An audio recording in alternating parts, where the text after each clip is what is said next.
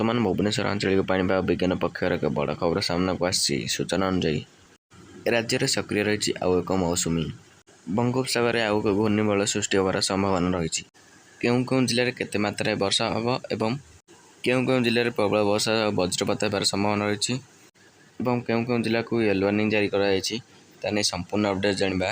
ତା ପୂର୍ବରୁ ଭିଡ଼ିଓ ଗୋଟେ ଲାଇକ୍ କରନ୍ତୁ, ସାଙ୍ଗସାଥିମାନଙ୍କ ସହ ବହୁ ମାତ୍ରାରେ ସେୟାର କରନ୍ତୁ।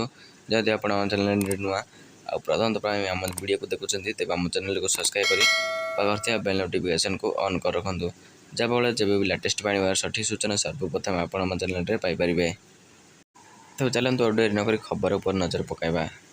ବର୍ତ୍ତମାନ ସୂଚନା ଅନୁଯାୟୀ ରାଜ୍ୟରେ ଆଉ ଏକ ସକ୍ରିୟ ଘୂର୍ଣ୍ଣିବଳୟ ସୃଷ୍ଟି ହେବାର ସମ୍ଭାବନା ରହିଛି। ଏହା ପ୍ରଭାବରେ ଉତ୍ତର ଉପକୂଳ ଓଡ଼ିଶାରେ ପ୍ରବଳ ବର୍ଷା ନେଇ ପୂର୍ବାନୁମାନ କରିଛି ଆଞ୍ଚଳିକ ପାଣିପାଗ ବିଜ୍ଞାନ କେନ୍ଦ୍ର। ଆଜିଠୁ ରାଜ୍ୟରେ ପୁଣି ବର୍ଷାର ପରିମାଣ ବଢ଼ିବ। ଆସନ୍ତା 24 ଘଣ୍ଟା ପାଇଁ 18 ଜିଲ୍ଲାକୁ ବଜ୍ରପାତ ସହ ପ୍ରବଳ ବର୍ଷା ହେବାର ସମ୍ଭାବନା ରହିଛି। ସେଥିପାଇଁ ଏହି 18ଟି ଜିଲ୍ଲାକୁ ୟେଲୋ ଆଲର୍ଟ ଜାରି କରାଯାଇଛି। ସେହି ସବୁ ଜିଲ୍ଲାଗୁଡ଼ିକ ହେଲା ବାଲେଶ୍ୱର, ଭଦ୍ରକ, କଟକ, ଯାଜପୁର, ଜଗତସିଂହପୁର, କେନ୍ଦ୍ରାପଡ଼ା, ପୁରୀ, ଖୋର୍ଦ୍ଧା, ନୟାଗଡ଼, ଗଞ୍ଜାମ, ଗଜପତି, ମୟୂରଭଞ୍ଜ, କେନ୍ଦୁଝର, ଅନୁଗୁଳ, ଢେଙ୍କାନାଳ, କନ୍ଧମାଳ, କଳାହାଣ୍ଡି ଓ ରାୟଗଡ଼ା।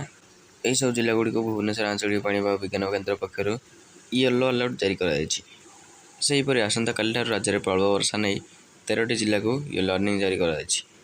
ଅନ୍ୟପକ୍ଷରେ ଟ୍ୱିନ୍ ସିଟି କଟକ ଏବଂ ଭୁବନେଶ୍ୱର ସମେତ ପାର୍ଶ୍ୱବର୍ତ୍ତୀ ଅଞ୍ଚଳରେ ମେଘୁଆ ପାଗ ରହିବା ସହ ହାଲୁକାରୁ ମଧ୍ୟମ ଧରଣର ବର୍ଷା ହେବାର ସମ୍ଭାବନା ରହିଛି।